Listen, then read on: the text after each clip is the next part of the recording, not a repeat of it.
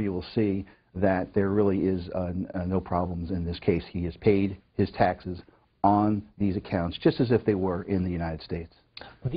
And we'll take you back to the U.S. House as they return for votes here on C-SPAN. 022 by the yeas and nays. H.R. 3801 by the yeas and nays. The first electronic vote will be conducted as a 15-minute vote. Remaining electronic votes will be conducted as 5-minute votes. The unfinished business is the vote on the motion of the gentleman from Ohio, Mr. Johnson, to suspend the rules and pass H.R. 1022, on which the yeas and nays are ordered. The clerk will report the title of the bill. Union Calendar Number 110, H.R. 1022, a bill to authorize the Secretary of the Interior to conduct a study of alternatives for commemorating and interpreting the role of the Buffalo Soldiers in the early years of the national parks and for other purposes. The question is, will the House suspend the rules and pass the bill? Members will record their votes by electronic device. This will be a 15-minute vote.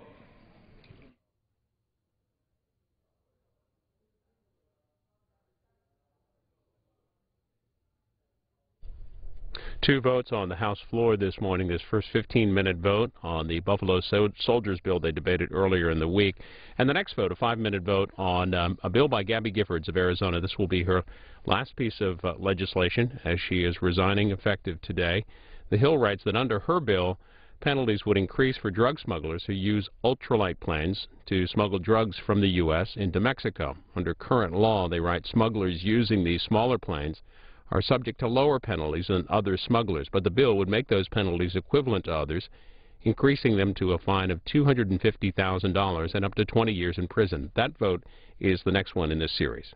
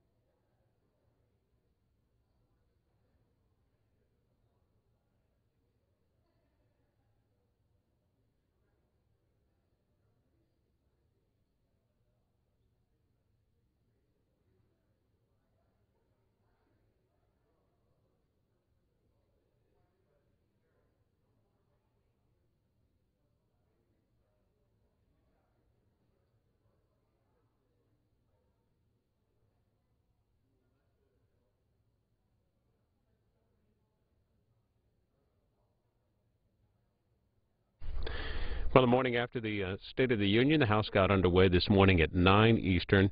And here the first and what we expect will be the only series of recorded votes today. Two votes, this one on the Buffalo Soldiers Memorial, and it's a 15-minute vote. In between this vote and the next, we expect tributes to Gabrielle Giffords, who's resigning effective today. Her bill dealing with ultralight aircraft used in drug smuggling across the Mexican-U.S. border, her bill will get a vote next in this series. And while we watch this first 15-minute vote, we're going to show you some of the debate that happened just within the hour on Gabby Giffords' bill. I yield myself such time as I may consume. Gentleman's recognized. Mr. Speaker, I ask unanimous consent that all members may have 5 legislative days within which to revise and extend their remarks and include extraneous material on the bill under consideration. Without objection, so ordered. Mr. Speaker, as a former sheriff, I rise in strong support of H.R. 3801 because it would address the increasing use of ultralight aircraft in the smuggling of contraband across our borders. We also move this bill today in honor of Congresswoman Gabrielle Giffords, sponsor of this bill. She ably represented Arizona's 8th congressional district since being elected to the United States House of Representatives in November of 2006. In fact, our offices were next door to each other when she first arrived in Congress, and we had an opportunity to walk and talk and share some stories, and I learned from her that she came to Congress for the right reasons. She is concerned about her constituents and cares and loves this country deeply. So we got to know each other just a little bit, and one of her foremost concerns has been the safety of her constituents. This bill is but one way in which she addressed those concerns, working together with her good friend and tireless colleague, Representative Flake. I'm delighted that we can move this bipartisan bill. We look forward to the day when Gabrielle fully recovers. The use of ultralights, which are small, slow, highly maneuverable, single-seat recreation air vehicles, is a proven way to smuggle contraband. These planes fly at a very low altitude and do not even have to land. They simply drop their bundles of contraband at a predestined point and fly back undetected. A sheriff in Luna County, New Mexico, was quoted as saying that we need the ability to detect smugglers' flights before they cross the border, to track them and give us a good indication of where they're dropping their contraband so that we can pre-position our response teams. This legislation provides the tools to stop these smugglers from using ultralight aircraft. First, the bill adds ultralights to the definition of aircraft for purposes of smuggling and stiffens the penalties for using this type of aircraft to smuggle contraband. Secondly, it enhances the ability of U.S. Customs and Border Protection to detect, track, and halt illicit trafficking across the international borders between the United States and Mexico and the United States and Canada by calling for a collaborative effort between the Department of Defense, Customs, and Border Protection. For these reasons, I'm in favor of expanding our abilities to combat smuggling and support this bill. And I reserve the balance of my time. Gentleman reserves the balance of his time. Gentleman from Michigan. I yield myself such time as I shall continue. Gentleman's recognized. I rise very much so in support of the Ultralight Aircraft Smuggling Prevention Act of 2012. It's crucially important in two respects. It's important in and of itself. It's clear we need to act. Every year, hundreds of these aircrafts are flown across our borders. They're carrying drugs.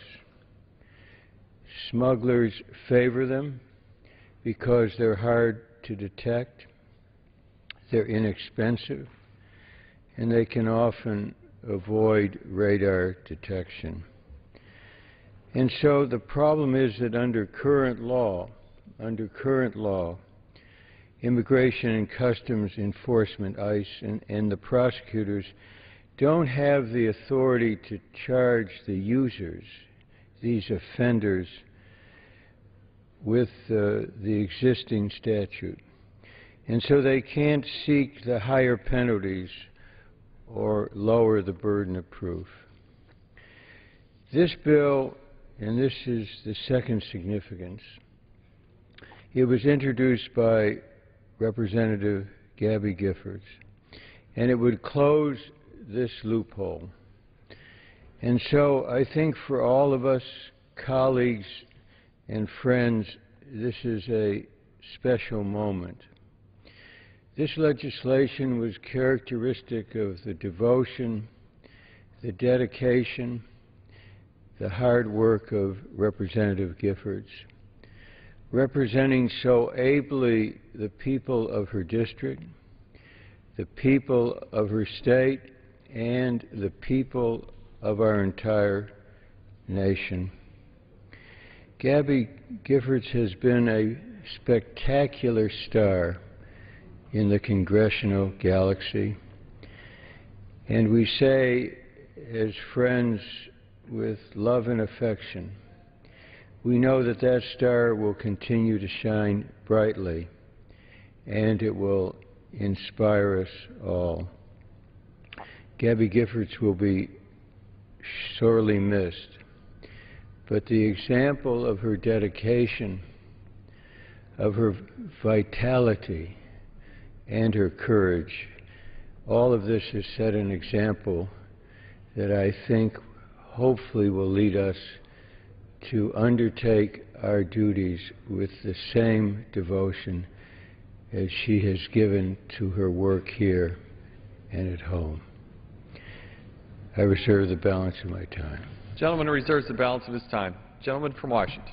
Mr. Speaker, I understand that their side may have some additional speakers. We have one additional speaker, and would yield to Mr. Levin to continue with further speakers on his side. Thank you to the gentleman from Washington. It's my pleasure now to yield to another distinguished gentleman from the state of Washington, a member of our committee, and a distinguished member of our committee, Mr. McDermott. For how much time will the gentleman be recognized? 3 minutes. Gentleman is recognized for 3 minutes. I ask unanimous consent to revise and extend my remarks. Without objection, so ordered. Mr. Speaker, I urge members to support H.R. 3801, which is the Ultralight Aircraft Smuggling Prevention Act of 2012. This bill, as you've heard, will help prevent drug smuggling across our borders, and it does it really in 3 ways. It amends the current law to give our prosecutors the authority to charge smugglers who fly ultralight aircraft in the same way as they charge smugglers who fly conventional aircraft. Second, the bill adds both an attempt and a, quote, conspiracy provision to the aviation smuggling law. That means our prosecutors will be able to seek higher penalties when it makes sense. And finally, the bill directs the Defense Department and the Department of Homeland Security to collaborate in identifying equipment and technology that could be used by our customs officials to detect these ultralight aircraft. This is a common-sense piece of legislation that addresses a real problem and in a way that deserves broad bipartisan support. A very similar bill passed the House in the last Congress by a vote of 412 to 3. So this is a broad bipartisan bill. I expect this bill to pass with the same kind of bipartisan support today. What's unique about it is that it comes on the day when Gabby Giffords is going to resign from the Congress, the woman who brought this bill to the floor. And I want to congratulate her not only on this important piece of legislation, but for the impressive record she developed over the 5 years that she was representing the 8th District of Arizona.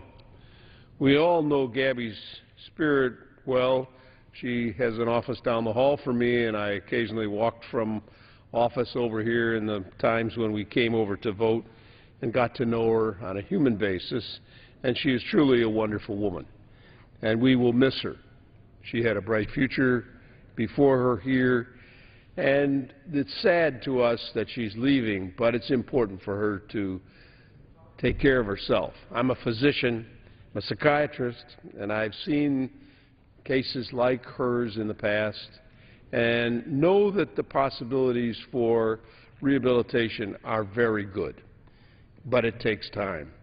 And running political campaigns and doing the kinds of things that you have to do in this business doesn't give you much time to take care of yourself. So we want Gabby to go home and take care of herself and return to her highest level of ability, because she has much to offer the people of the state of Arizona and her husband and the country.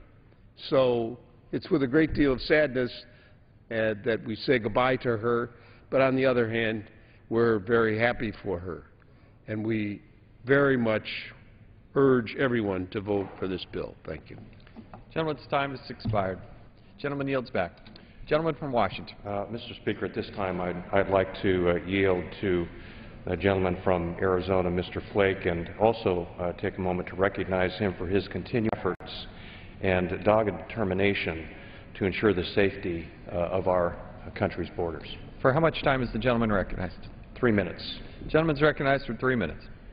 I thank the gentleman for yielding. I rise today in support of this legislation, and it's been described, and it will help. It is needed on the border to close this loophole, to make sure that we can better protect that border. I also want to pay tribute at this time to my friend and colleague, Gabby Giffords, for bringing this bill forward, for her work on this over the years.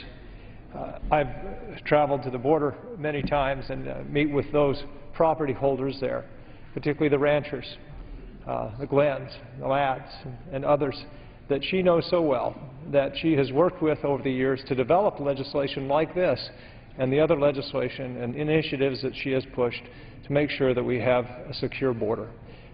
She met with these groups and then committed to have conference calls routinely to make sure that she was hearing their concerns, and she did so over a long period of time. And I can tell you, those who reside at the border, those who live there, who have property there, who work there, who have been there for generations, appreciate so deeply the work that she has done over these years.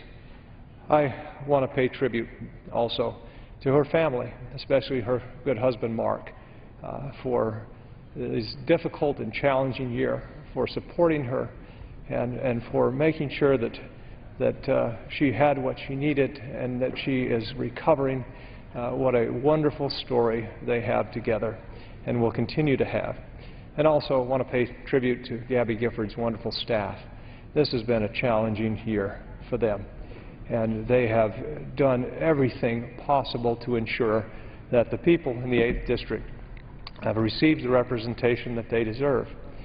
They've worked long hours under difficult circumstances and have made sure that those constituents were well served. I was down in Sierra Vista earlier this week, or last week, and spoke to many of her constituents who recognize the efforts of Gabby and her good staff in this difficult time. We, as the Arizona delegation, will miss her in Congress deeply. We are so appreciative of the service that she has rendered, and we know that she will continue to serve, whether in the future it is in elected office or in whatever capacity. She will continue to serve the good people of Arizona and this country. And with that, I yield back. House debate from within the hour on Gabrielle Giffords' final piece of legislation, a bill dealing with ultralight aircraft used in smuggling drugs between Mexico and the U.S. We expect that vote next, but in between this vote and that vote, we also expect further member tributes to Gabrielle Giffords. In other House news, in terms of membership, Representative Michelle Bachmann, the Associated Press reports this morning, says that she'll seek a 4th term in Congress after her failed presidential bid.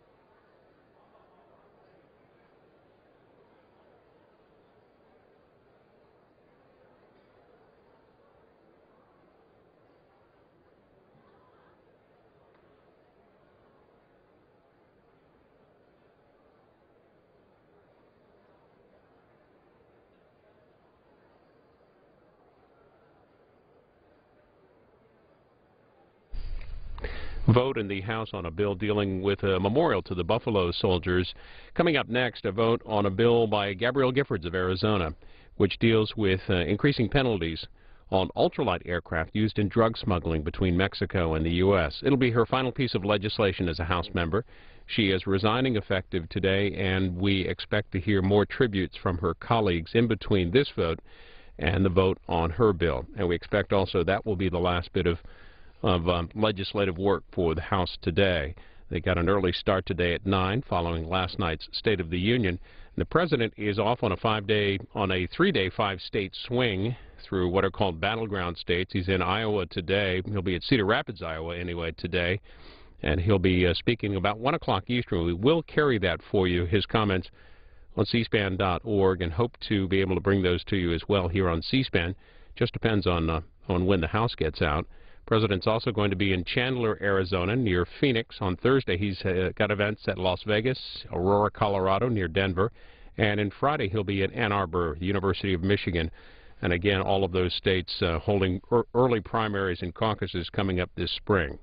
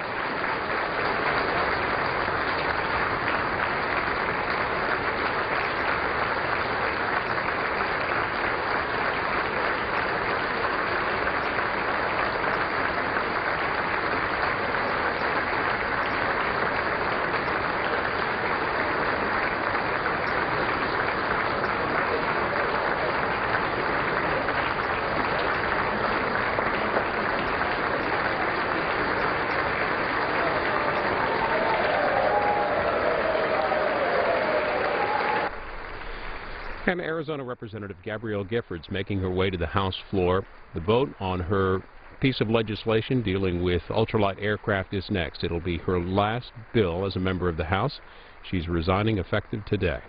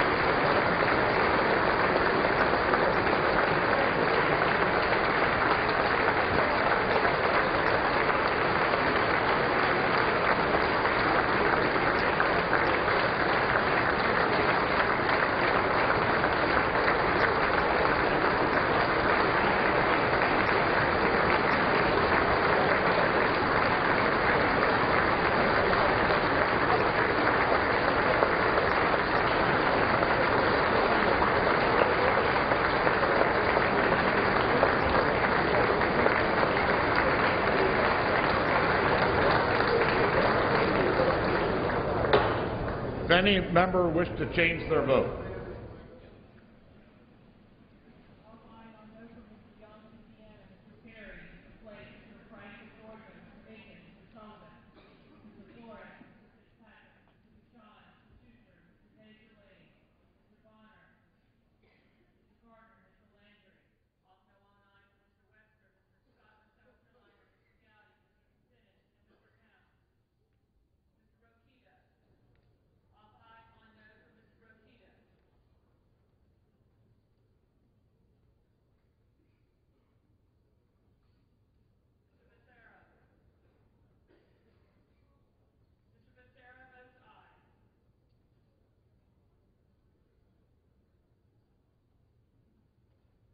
On this vote, the yeas are 338, the noes are 70.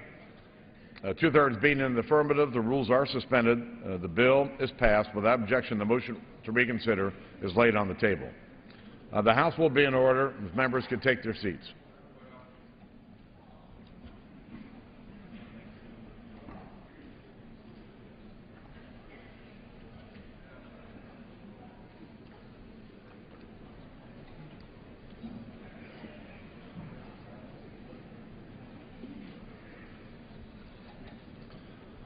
For what purpose does the gentlelady from California rise? Mr. Speaker, I ask unanimous consent to speak out of order. Without objection, so ordered. Mr. Speaker, all of us come to the floor today, colleagues of Congresswoman Gabby Giffords, to salute her as the brightest star among us, the brightest star Congress has ever seen.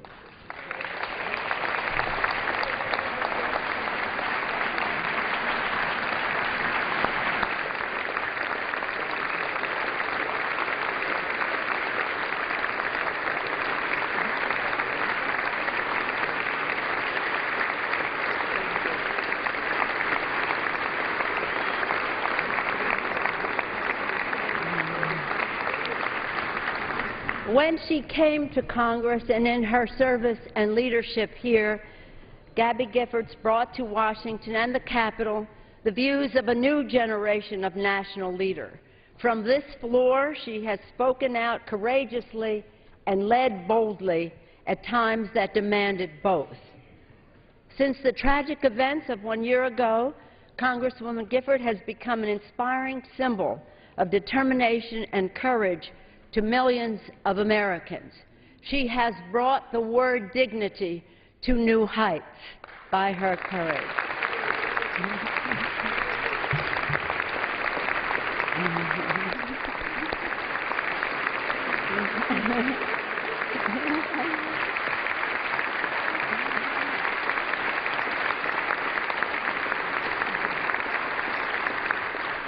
Congresswoman Gifford's message of bipartisanship and civility is one that all in Washington and in the nation should honor and emulate. As Gabby said in her video, which moved us all so much this weekend, we can do so much more by working together.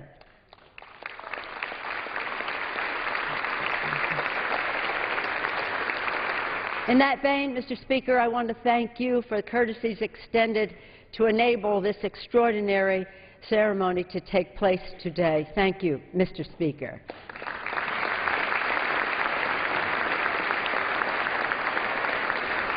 And with your permission, I'd like to acknowledge Gabby's mother, who is with us today, Gloria, and her father, Spencer, who's watching from Tucson.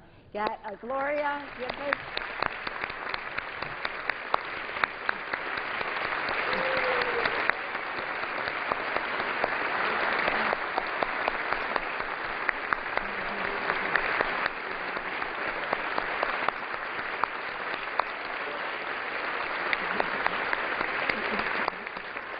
we thank you and we thank Commander Mark Kelly, a hero in his own right as an astronaut.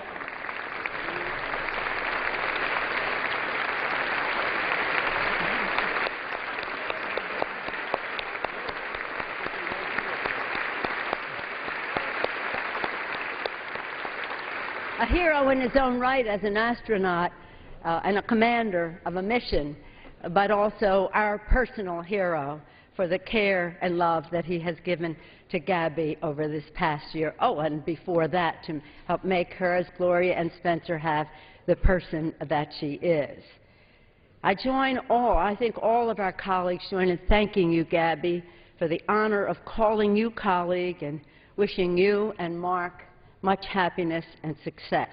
You will be missed in the House of Representatives, but your legacy in this Congress and your leadership in our nation will certainly endure.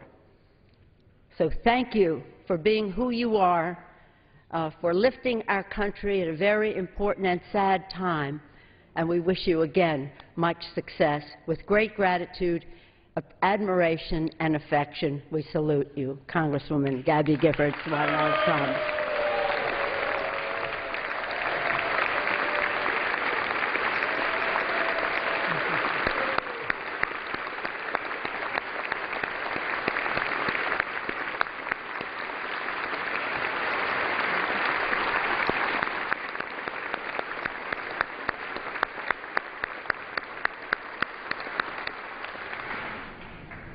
The gentleman seek recognition. Now my privilege to yield the floor to the distinguished Majority Leader of the House, Representative Cantor.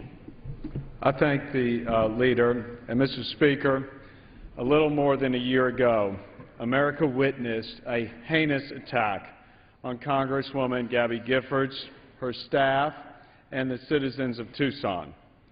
This attack took 6 innocent lives, including Gabe Zimmerman's, injured 13, and shook all of us in the congressional community and, in fact, our nation to its core.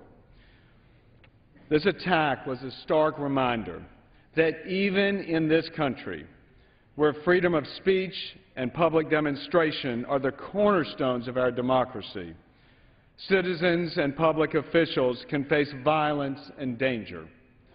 We will never forget those who lost their life on that fateful day, or the brave efforts of our law enforcement, community members, and a very special intern who responded in the emergency.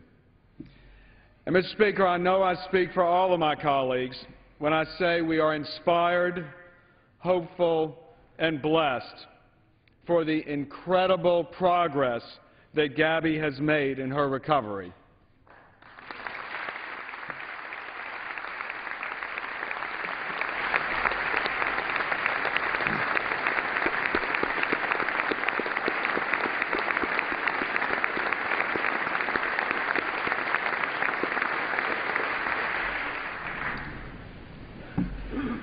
Gabby's courage, her strength, and her downright fortitude are an inspiration to all of us and all Americans. As Gabby leaves the House today, Mr. Speaker, she's decided to focus her energies on recovery. But she has refused to give up her fight for the people of her beloved Arizona and her country. And as such, today, we will vote on her legislation to help secure our nation's southwestern border. Gabby's bill gives law enforcement greater authority to penalize those who seek to do us harm by engaging in illegal activity along the border. I commend Gabby for her commitment to work on this and her unwavering commitment to a safer, more secure America. For the past 6 years, Congresswoman Gabby Giffords has served Arizona's 8th District with dedication and dignity. I want to recognize her accomplishments here and thank her staff in their exceptional service, dedication, and yes, courage during these difficult times.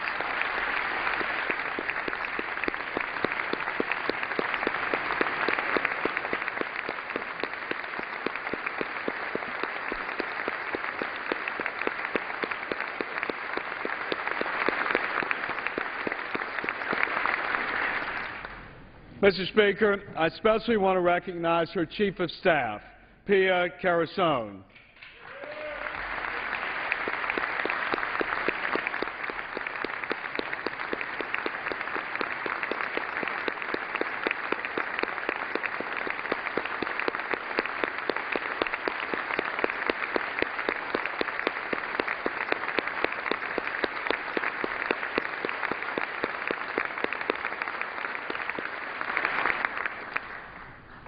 I know, having met with Pia personally, her having worked with our office, she has demonstrated incredible dedication to her coworkers, to you, Gabby, and Mr. Speaker, she has demonstrated unparalleled leadership for the people of the 8th District of Arizona. And to that, I know they are, and we are very grateful. On Sunday, Mr. Speaker, I received a call from Captain Mark Kelly, as we all know, Gabby's husband, who informed me of Gabby's decision. Mark has been steadfast in his support of his wife and forever by her side as her best friend and partner. Though Gabby may be leaving Washington today, I know this won't be the last we see of her or Mark. We wish you, Gabby, we wish Mark together the best as they continue the process of Gabby's recovery. And I will say once again, Mr. Speaker, Congresswoman Gabby Giffords' strength against all odds serves and will continue to serve as a daily inspiration to all of us. Thank you, Mr. Speaker, and I yield back.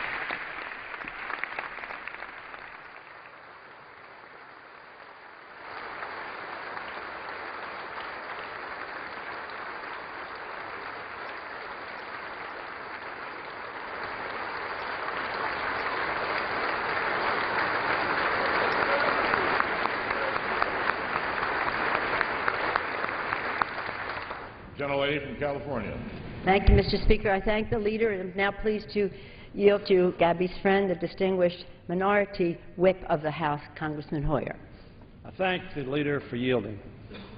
I thank the Speaker for ensuring that we would have this opportunity to speak to our friend Gabby Giffords. I thank the Majority Leader for his comments. None of us on this floor are talented enough to summon the rhetoric that all of us feel in our hearts. We have young men and women arrayed on the fields in Iraq, Afghanistan, and other troubled spots in the world. They are fighting for freedom and democracy.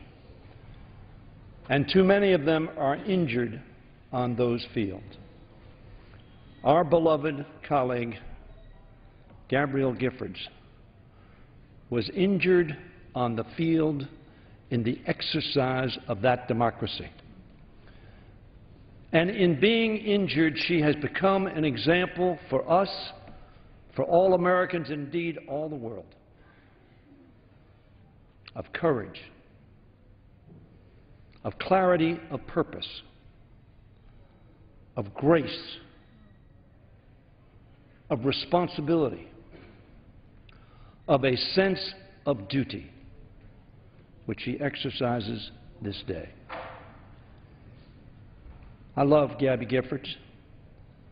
I was honored when she first ran for office, before she was elected, to go to her district, as I have done for so many others in this country, to stand by her side, to walk down the streets of her community with her, to see in her the beauty not only of person.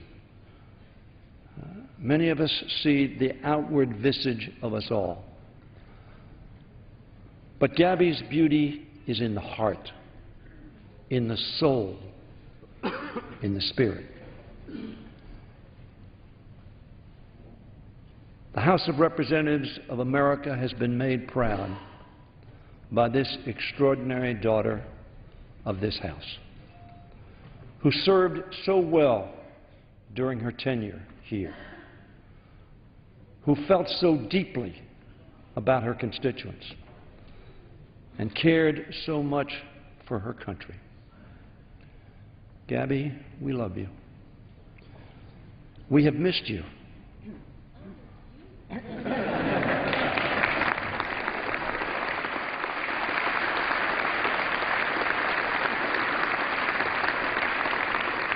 Mr. Speaker, I don't know whether you were able to hear that response as Gabby looked with that extraordinary smile, the twinkle in her eyes, as she said to me and to all of us, "And I miss you." Do any of us doubt that that is the case? Pia, we are blessed in this House to be served by extraordinary people, of which you are a perfect example, of people who love us but love their country even more, who serve our constituents so extraordinarily well, who evidence every day care for us and care for the work that we do, which we could not do, Pia, without people like yourself and all of your colleagues that we call staff. Thank you.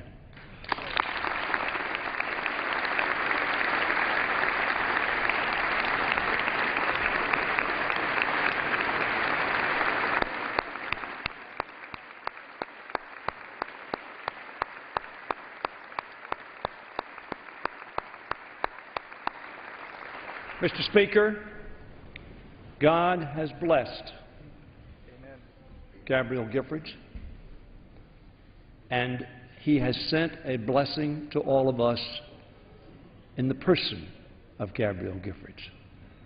And God blessed Gabby as well with an extraordinary mom and dad and an extraordinary partner in life. Mark, we owe you a debt of gratitude. Our country owes you a debt of gratitude.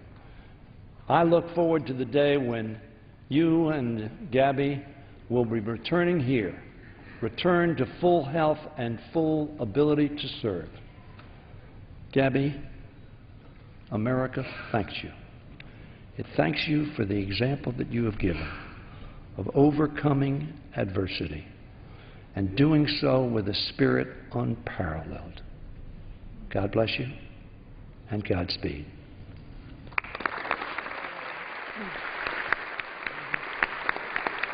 Not yet.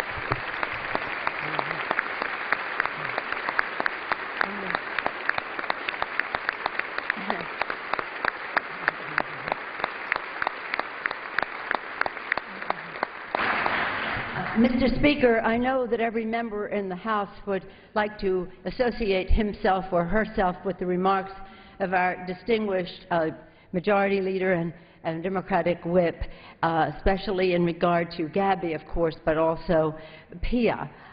It is something that every day we have the chaplain or the guest chaplain come to the floor and ask God's blessing on this House. God, as Mr. Hoyer said, one of those blessings to us has certainly been the leadership and the life and service that will continue for many years to come of Congresswoman Gabby Giffords. We focus on her. She is our friend. We look at her remarkable recovery with great pride. She also carries in her need for recovery the sorrow of so many others who lost their lives today. So the apparent physical recovery that we see is something even more than we could ever imagine for the challenge that Congresswoman Giffords has faced.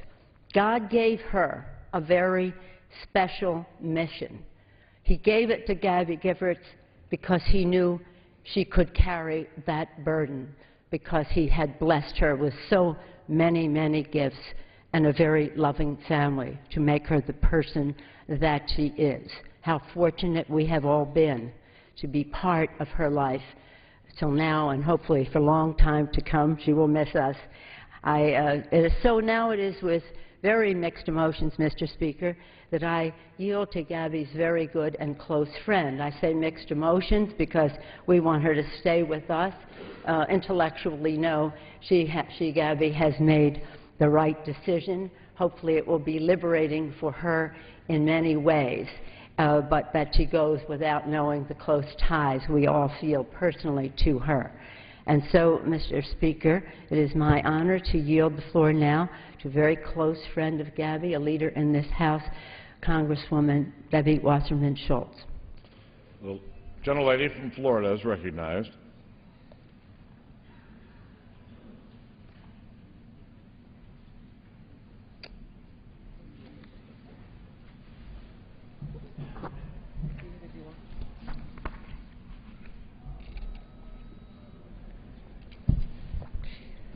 If I can ask my colleagues to join me at the well. Thank you, Mr. Speaker and Madam Leader, Mr. Whip and Majority Leader. I couldn't prepare anything this morning because I knew that I would not be able to hold it together very long. I am so proud of my friend, and it will always be one of the great treasures of my life to have met Gabby Giffords and to have served with her in this body. We have all been through such a tumultuous year. The nation has been through a tumultuous year. No one more tumultuous than Gabby and her family and her constituents in her beloved home city of Tucson, Arizona.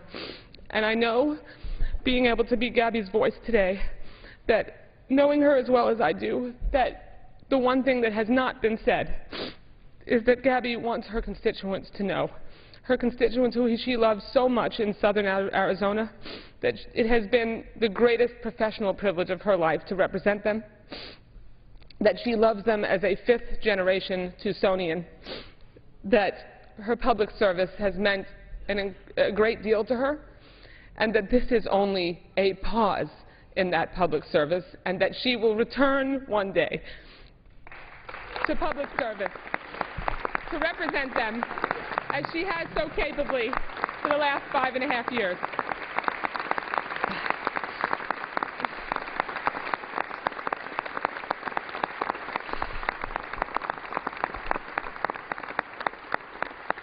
And let me just say, a point of personal privilege, that for the last year it has been one of the honors of my life, and the most important thing to remember, that no matter what we argue about here on this floor or in this country, there is nothing more important than family and friendship.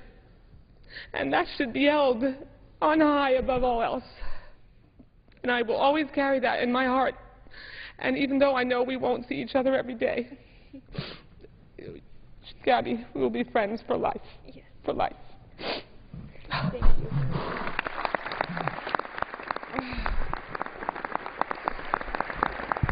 I'm so sorry.